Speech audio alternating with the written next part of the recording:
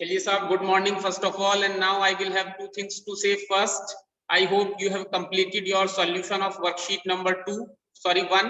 You will receive worksheet of chapter number 2 after this class, and you will receive its solution after 24 or 48 hours. I hope till then you will write the solution and you will match the solution. Rhythm, switch on the camera. You will match the solution from the solution I provides. Agar you find anything which you are not comfortable with, you are not understanding in the solution I provide, you can send me a WhatsApp and we can discuss that why I have given a particular solution to the question. Now we will start chapter number 6, and as I mentioned twice in this class and in the last lesson as well, that we will be covering all the topics prescribed by CBSE. The question paper will be prepared from the syllabus I forwarded to you. So you need to learn all the topics from your syllabus which I have already shared. एक और बात आपको जो मुझे बतानी थी, that is कि this year onwards CBSE ने क्या किया है. आपको पहले से पता होगा कि CBSE का जो ग्रेड 12th का क्वेश्चन पेपर था ऑफ ऑल द सब्जेक्ट्स, उसमें 20 मार्क्स के MCQ होते थे और 80 मार्क्स के क्वेश्चन आंसर होते हैं. CBSE ने और ज्यादा सिलेबस में स्टूडेंट्स को इन्वॉल्व करने के लिए, इन्वॉल्वमेंट का क्या मीनिंग है? इन्वॉल्वमेंट का मीनिंग ये है बेटा कि क्वेश्चन आंसर अगर सिर्फ आते हैं, समझने की कोशिश कीजिएगा, 2 मिनट में हम अपना चैप्टर स्टार्ट करेंगे. अगर सिर्फ क्वेश्चन आंसर आते हैं तो उसका रट्टाफिकेशन, उसका क्रैमिंग, उसका सिर्फ याद कर लेना बहुत आसान हो जाता है. आपको मैं 100 क्वेश्चन आंसर बताऊंगा at the end of the year और उसमें से आप इजीली पास हो सकते हैं, but that is not the aim of the CBSE. Now CBSE have started to experiment like other international boards. 20 marks के MCQ है और MCQ में पूरे सिलेबस में किसी भी सेंटेंस से बना सकता हूँ, किसी भी कंसेप्ट से बना सकता हूँ. Not only MCQ, we have got true false, we have got AR questions, we have got case studies. Now we will have fill in the blanks. All these type of questions जो थे उनका weightage अब 20 से बढ़ाकर 40 कर दिया है CBSE ने. तो यानी कि क्वेश्चन आंसर मार्क्स में नहीं, मैं परसेंटेज में बात कर रहा हूं, क्योंकि हमारा तो क्वेश्चन पेपर ही 80 मार्क्स का आता है. तो 80 मार्क्स का 40% विच इज 32 मार्क्स का किस टाइप के क्वेश्चन आंसर आया करेंगे? 1 मार्क्स, 2 मार्क्स, और सिर्फ जो बाकी बचता है आपका 60% विच इज लाइक 48 मार्क्स, उसके क्वेश्चन आंसर आया करेंगे. तो now CBSE wants it's students, और ये सभी सब्जेक्ट्स के लिए है ग्रेड 12 में, CBSE wants all the students to learn and have a look at the syllabus thoroughly. सिर्फ ऐसा नहीं कि लास्ट के 10 क्वेश्चन आंसर किए, किसी चैप्टर में 3, जैसे मनी वाला चैप्टर है, अब इसमें 2 ही तो कंसेप्ट हैं आपके, डेफिनेशन और मनी सप्लाई, ये दोनों आपने लर्न कर लिए, आपका सपोज कर लीजिए 2 नंबर का इसमें से आ जाएगा. ऐसा नहीं है. अब वो इस मनी वाले चैप्टर में से AR क्वेश्चन भी बना सकते हैं, केस स्टडी भी बना सकते हैं, ट्रू फॉल्स भी बना सकते हैं, फिल अप द ब्लैंक्स भी बना सकते हैं, means anything can be done. So that is the idea of the CBSE, to engage students more and more in the syllabus of all the subjects. तो ये देखने में तो अच्छा लगता है, इजी लगता है, बट ये डिफिकल्ट है. अगर आप थोड़ा डीप सोचेंगे तो ये डिफिकल्ट है. इसमें आपको अपने सिलेबस में 100% इन्वॉल्व होना पड़ेगा. ये CBSE ने चेंज किया है. ओके, तो नाउ सिर्फ क्वेश्चन आंसर पढ़ लेने से या एक बार बुक पढ़ लेने से काम नहीं चलेगा. You need to involve yourself in your syllabus. आपको रीडिंग्स लगानी पड़ेगी, कहीं से भी MCQ बन सकता है, कहीं से भी फिल अप द ब्लैंक्स बन सकता है. एक ही टॉपिक मैंने आपको पढ़ाया है मनी सप्लाई, उससे मैं 4 तरीके के क्वेश्चन बना सकता हूं. तो all of this is indicating बेटा कि आपको अपने आप को सिलेबस में इन्वॉल्व रखना है फॉर ऑल द सब्जेक्ट्स. ये लेटेस्ट अभी पिछले 3-4 दिन पहले ही CBSE ने किया है, इसका सर्कुलर आ गया है. इसके टाइप के क्वेश्चन हम आगे डिस्कस करना स्टार्ट कर देंगे. अभी तो सैंपल के लिए मैं हर वर्कशीट में AR और केस स्टडी का एक क्वेश्चन रख देता हूं, ताकि आपको आदत हो जाए. फिर उनकी अलग से कंप्लीट यूनिट, कंप्लीट चैप्टर्स की वर्कशीट मैं आपके साथ शेयर करूंगा, जो वो यूनिट कंप्लीट हो जाएगी.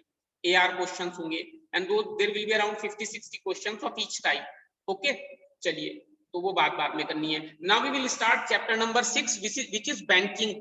अब सबसे पहले आप मुझे ये बताइए कि किसी भी इकोनॉमी में, लेकिन मैं इंडिया की बात करूंगा सिर्फ, बहुत सारे फाइनेंशियल इंस्टीट्यूशन होते हैं. जैसे आपने नाम जरूर सुना होगा, भले ही आप उनके बारे में जानते हैं नहीं जानते हैं. हम सबने सुना है कि इंडिया में स्टॉक मार्केट है, हम सबने सुना है कि इंडिया में इंश्योरेंस करने वाली कंपनीज हैं, हम सब ने सुना है कि इंडिया में कमर्शियल बैंक, जो आप और बैंक हम देखते हैं अपनी सोसाइटी में, अपने गांव में, अपने विलेज में, अपने एरिया में, वो कमर्शियल बैंक्स होते हैं, वो कमर्शियल बैंक्स हैं। आप अगर थोड़े से इधर उधर देखने वाले हैं, ध्यान रखने वाले हैं, तो आपको शायद ये भी पता होगा कि कोऑपरेटिव बैंक्स भी होते हैं, स्मॉल बैंक्स भी होते हैं, बहुत सारे टाइप के फाइनेंशियल इंस्टीट्यूशन होते हैं किसी भी इकोनॉमी में।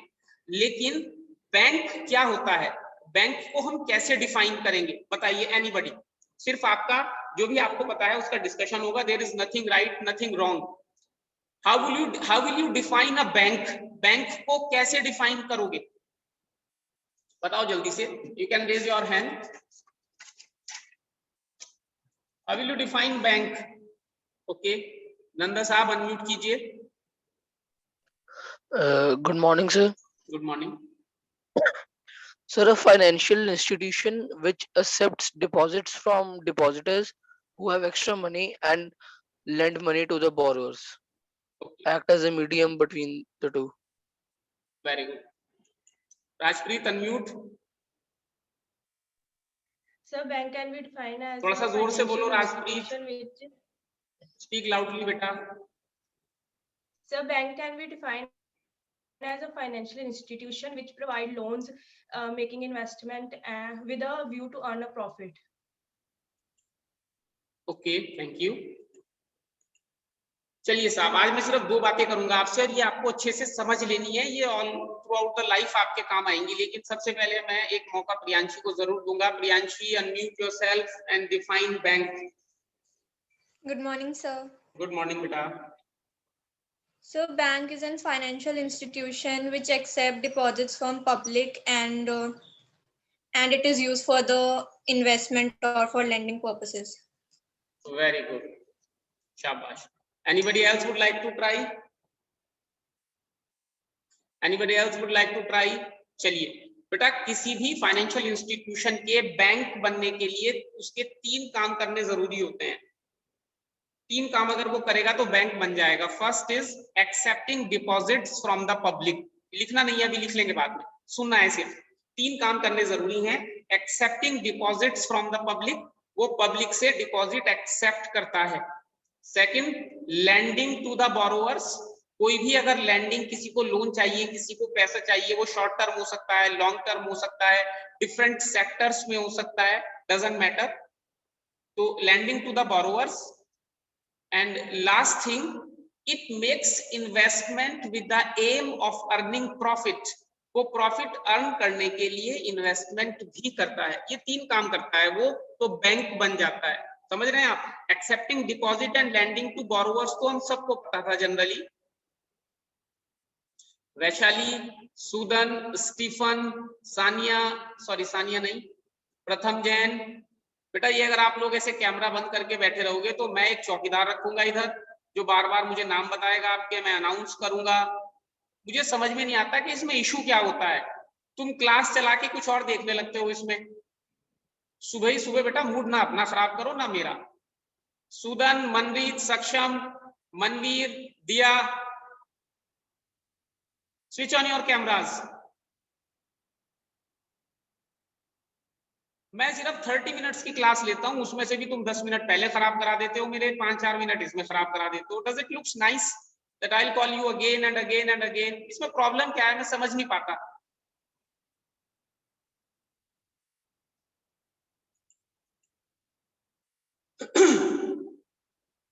Accepting deposits and borrowing to the lenders, ये हम सबको पहले से पता था। Last thing is make investment with the aim of earning profit, वो इन्वेस्टमेंट करता है प्रॉफिट अर्न करने के लिए। तो वो इन्वेस्टमेंट कहां से करेगा? जब उसके पास पैसे होंगे।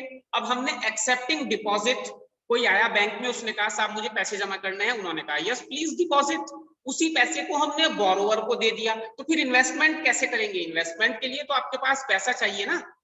आपने डिपॉजिट एक्सेप्ट किया, बोरोवर को पैसा दे दिया, तो इन्वेस्टमेंट कैसे करेंगे बताइए? Any gas from anyone?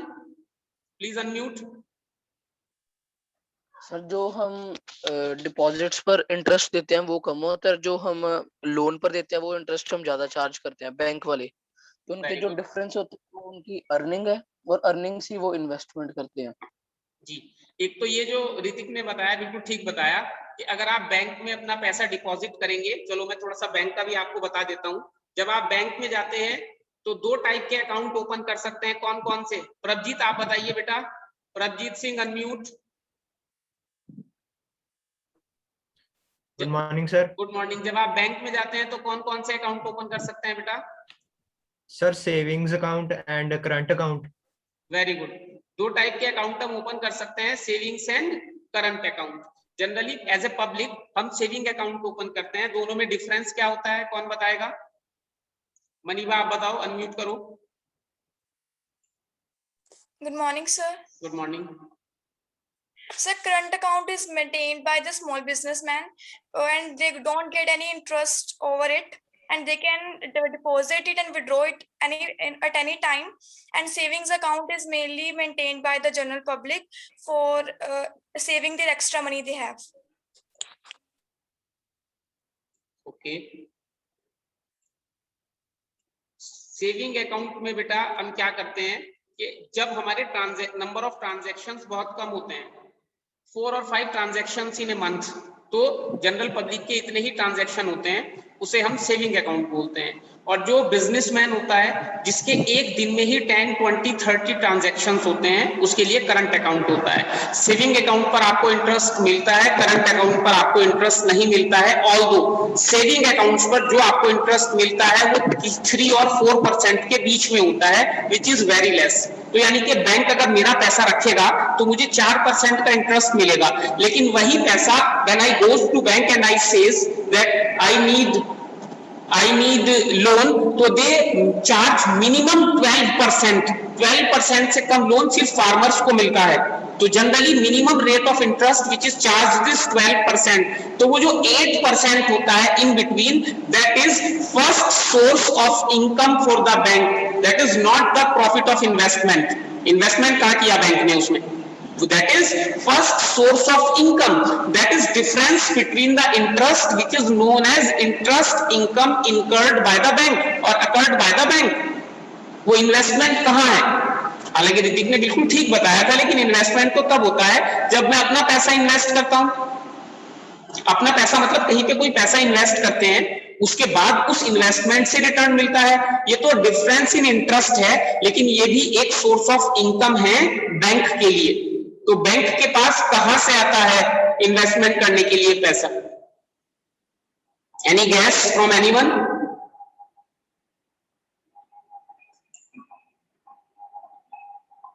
Anybody would like to? You can give any reason, any cause, no issue at all.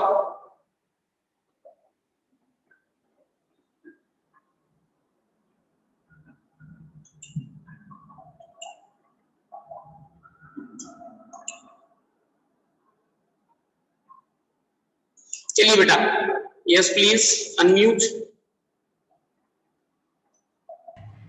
Good morning sir. Good morning sir, जो हम अमाउंट फिक्स डिपॉजिट में रखते हैं फॉर 5 to 10 years, तो उससे investment जो है वो बैंक वो इन्वेस्टमेंट के लिए मनी यूज करता है। Okay, very good answer. Anybody else? Anybody else?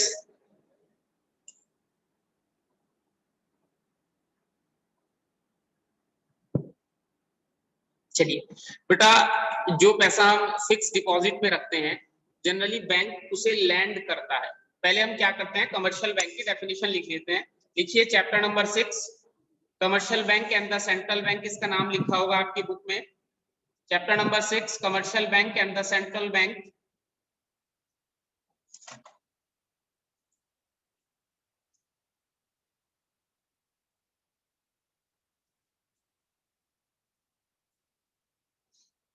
और उसमें फर्स्ट हेडिंग बेटा हम लिखेंगे कमर्शियल बैंक। फर्स्ट हेडिंग लिखेंगे हम कमर्शियल बैंक। लिखिए बेटा।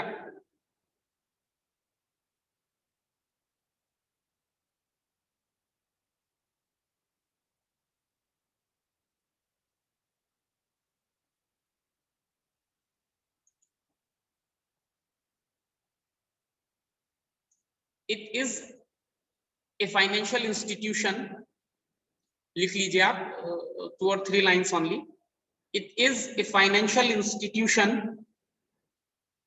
It is a financial institution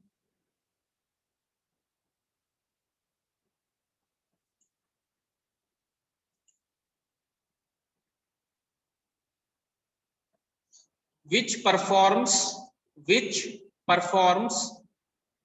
the function of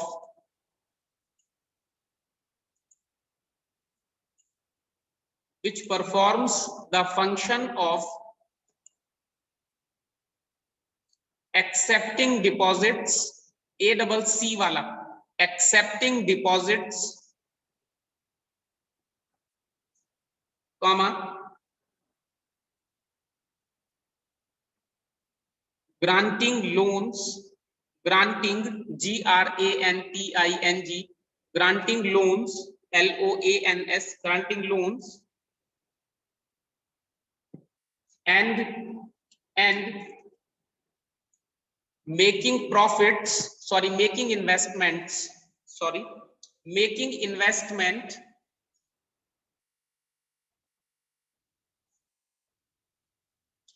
with the aim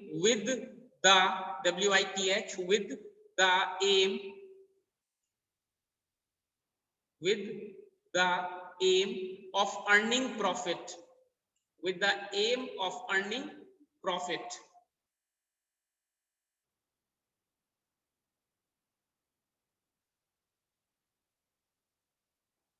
With the aim of earning profit, full stop.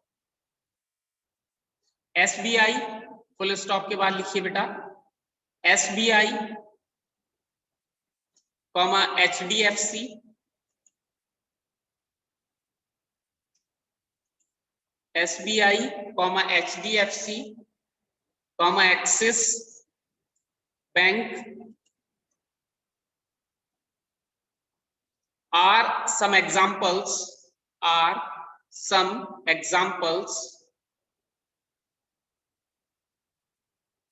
of commercial banks, are some examples of commercial banks.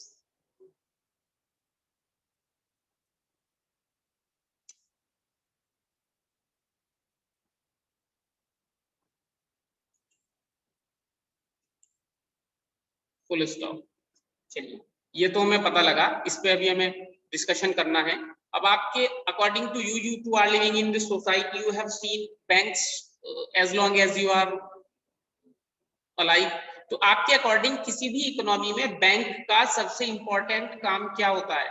ये तो उसके 3 function हो गए, ठीक है। ये काम करता है तो वो बैंक बन जाता है।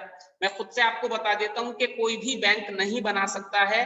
बैंक बनने के लिए आपको लाइसेंस लेना पड़ता है। वो लाइसेंस आपको आरबीआई से मिलता है, जो कि हमारा सेंट्रल बैंक है। और आरबीआई लाइसेंस जब आपको देगा तो सिर्फ ये नहीं देखता कि आपके पास कितने पैसे हैं। अगर पैसों के बेसिस पर लाइसेंस मिलता बेटा, तो अंबानी, टाटा, बिरला, इन सब के बैंक होते, है ना। और आप देखिए कि इनमें से किसी के भी बैंक नहीं है। मजे की बात है ना, क्यों नहीं है? उसके पीछे एक छोटी सी हिस्ट्री है, वो एक कहानी मैं आपको लास्ट में सुनाऊंगा लेसन के। फिलहाल आप मुझे ये बताइए कि according to you which is the most important function of a commercial bank? आपके अकॉर्डिंग कमर्शियल बैंक का सबसे इंपॉर्टेंट फंक्शन क्या हो सकता है? और उसमें आप नहीं बताएंगे, अब मैं पूछ लेता हूं खुद से, क्योंकि बताने में फिर 1 या 2 हाथ खड़े हो जाते हैं। चलिए, किससे पूछेंगे? जिसे लगे कि मुझसे बिल्कुल नहीं पूछेंगे, उसी से पूछा जाएगा। चलिए, ये लड़का बड़ा अच्छा लड़का है। जसकरणप्रीत, अनम्यूट करो। Good morning sir. Good morning बेटा। बेटा, आपके अकॉर्डिंग कमर्शियल बैंक का सबसे इंपॉर्टेंट फंक्शन क्या हो सकता है? We are just discussing. Sir, depositing money and advancing loan. Okay, thank you. अभी हमने किससे पूछना है? सुरीना बताएगी। She is a very good girl. Unmute करो बेटा।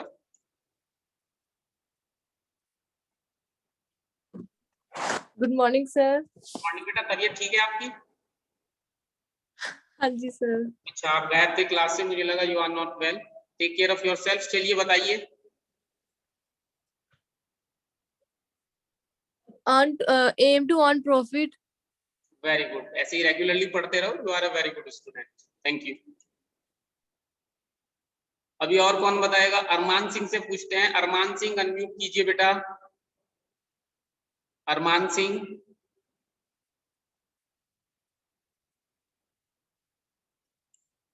Arman Singh, okay, we may have some issues over there. Ekta आप बताओ बेटा, अनम्यूट करो, Ekta Arora. Good morning, sir. Good morning बेटा। The deposit provide transfer of funds. Okay, thank you. We have got one person who would like to answer, but we will ask from Pawandeep से पूछते हैं। Pawandeep unmute करो बेटा अपने आप को जल्दी से। पवनदीप सिंह,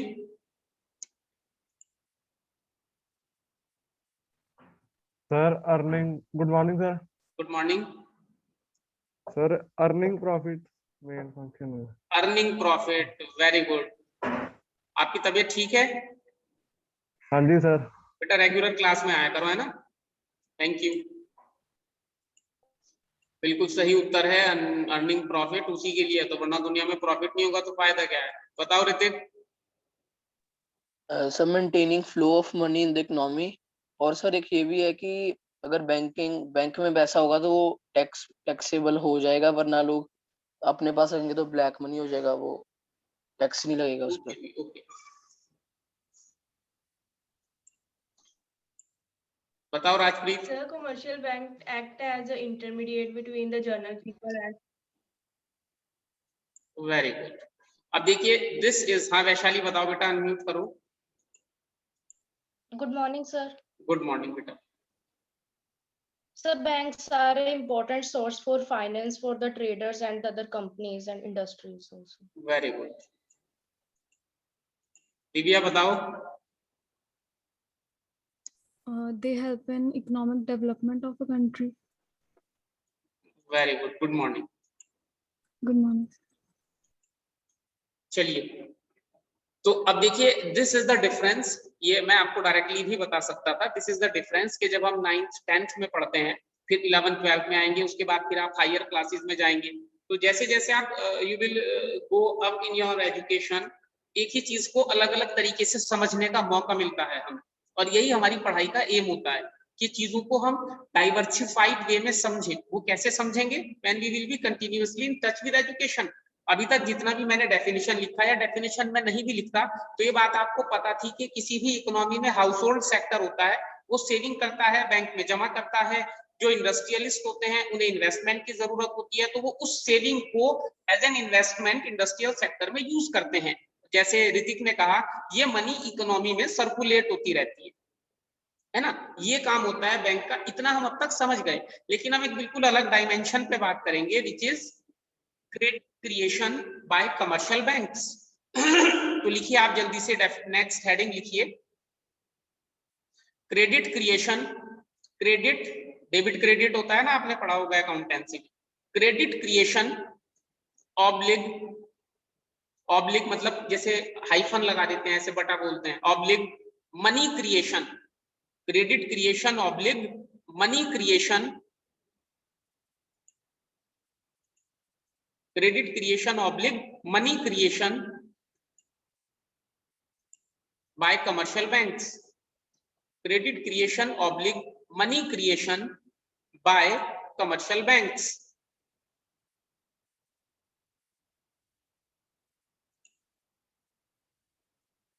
अब अगर आपने मेरी पिछले लेक्चर्स को ध्यान से सुना होगा तो आपको माइंड में क्वेश्चन मार्क बनेगा यहाँ पे। वो क्वेश्चन मार्क क्या होगा कि मनी क्रिएट करने का काम तो आरबीआई का है।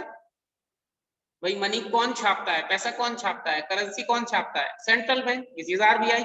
तो बैंक कैसे मनी को क्रिएट करता है? अभी हम बिल्कुल सिंपल सा एग्जांपल है, एक लाइन में आप समझ जाएंगे। तो this is that we need to continuously attend these classes and connect last class to the next class. पूरा सिलेबस ऐसे ही चलेगा। अगर आप लास्ट क्लास को मिस करेंगे तो उसमें कुछ बातें इररेलेवेंट सी लगेंगी जो मैं आपको बताऊंगा, लेकिन वो अगले लेसन में रेलेवेंट हो जाएंगी। समझ रहे हैं? छोटी छोटी बातें मैं आपके साथ डिस्कस करता रहता हूँ, इधर उधर की बातें आपको बताता रहता हूँ, वो अगले टाइम में आपके काम आने वाली हैं। कुछ इसी साल काम आ जाएंगी, कुछ कनाडा, ऑस्ट्रेलिया, अमेरिका जाके काम आ जाएंगी। एक भी पॉइंट जो मैं आपके साथ डिस्कस करूंगा वो ऐसा नहीं होगा जो कहीं ना कहीं आपकी एकेडमिक लाइफ में या आपकी रियल लाइफ में काम नहीं आएगा, ठीक है? Because this is my experience as a student. चलिए, तो अब ये क्रेडिट क्रिएशन या मनी क्रिएशन वाला जो टॉपिक है ये तो हम कल पढ़ेंगे। आज मैं आपको एक छोटी सी कहानी सुनाता हूँ 2 मिनट की। व्हेन वी बिकेम इंडिपेंडेंट, उससे पहले 1947 से पहले, और आप अभी भी अगर गूगल करेंगे तो बैंकों के अजीब अजीब से नाम है। कैसे नाम है बैंकों के? Punjab and Sindh bank. सिंध तो पाकिस्तान में चला गया। पंजाब नेशनल बैंक, पंजाब तो एक स्टेट है, उसका नेशनल बैंक कैसे हो सकता है? सोचा है कभी हमने ऐसे? बैंक का नाम है पंजाब नेशनल बैंक, पंजाब एक स्टेट है तो उसका नेशनल बैंक कैसे हुआ? Punjab and Sindh bank. मैं आपके एरिया से एग्जांपल ले रहा हूँ, किसी और स्टेट में होता तो वहां से एग्जांपल ले लेता। पंजाब एंड सिंध बैंक, पंजाब यहाँ पे है, सिंध पाकिस्तान में है, उस बैंक का पाकिस्तान से तो कोई मतलब ही नहीं है। तो इन जो नाम है इनके पीछे एक कहानी है।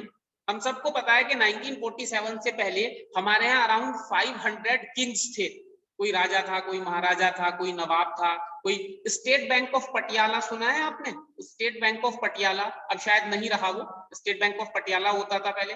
पटियाला का स्टेट बैंक कैसे हो सकता है? स्टेट बैंक तो पूरे इंडिया का होगा। तो ये छोटे छोटे राजा थे, ये अपने राज्य में, अपने एरिया में एक कंट्री की तरह रहते थे और सबने अपने अपने बैंक खोल रखे थे। पंजाब नेशनल बैंक किसका था? देखिएगा आप नेट पे। पंजाब एंड सिंध बैंक किसका था? स्टेट बैंक ऑफ पटियाला किसका था? ऐसे आप दूसरे स्टेट में जाएंगे, त्रावणकोर बैंक, ये साउथ में है ना? तो ये अलग अलग बैंक थे, ये छोटे छोटे एरिया थे और सबके अपने अपने बैंक थे। 1947 जब हमारा, तो जो हमारा रिजर्व बैंक ऑफ इंडिया है बेटा, ये 1947 में नहीं बना था, ये ब्रिटिशर्स ने 1934 में ही बना दिया था। नाम इसका कुछ और था, हमने नाम बदला है सिर्फ। सेंट्रल बैंक 1934 में बन गया था और ये सब बैंक इसके अंडर में आते थे, लेकिन इतने डायरेक्टली नहीं आते थे जैसे अब आते हैं, ठीक है? तो 1947 आया, वो एक रिजर्व बैंक ऑफ इंडिया बन गया, हालांकि वो 1934 से एग्जिस्ट करता था। तो गवर्नमेंट ने अपनी डिस्कशन किया और कहा कि इन बैंक्स को ऐसे ही चलने दो, अभी हम इन्हें कुछ नहीं कहेंगे, वो बैंक ऐसे ही चलते रहे। लेकिन वहां पर उन्होंने एक बहुत बड़ी मैल प्रैक्टिस, गलत प्रैक्टिस स्टार्ट कर दी। अब जैसे स्टेट बैंक ऑफ पटियाला है, उसमें तो जितने भी लोग पटियाला में रहने वाले हैं सब अपना पैसा जमा करेंगे।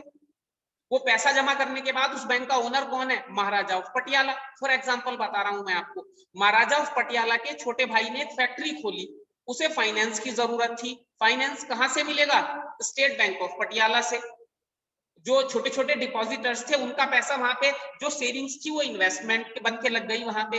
वो बिजनेस नहीं चला, उन्हें बिजनेस चलाना नहीं आता था, बिजनेस अच्छे से नहीं चला, वो सारा पैसा उन्होंने हजम कर लिया, बेईमानी कर ली, वो सारा पैसा उन्होंने अपने इधर उधर दिखा के खत्म कर लिया, फ्रॉड कर लिया उसका।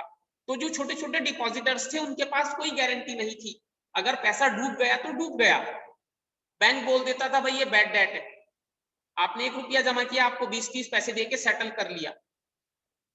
तो ये मैल प्रैक्टिस 1968 तक चलती रही।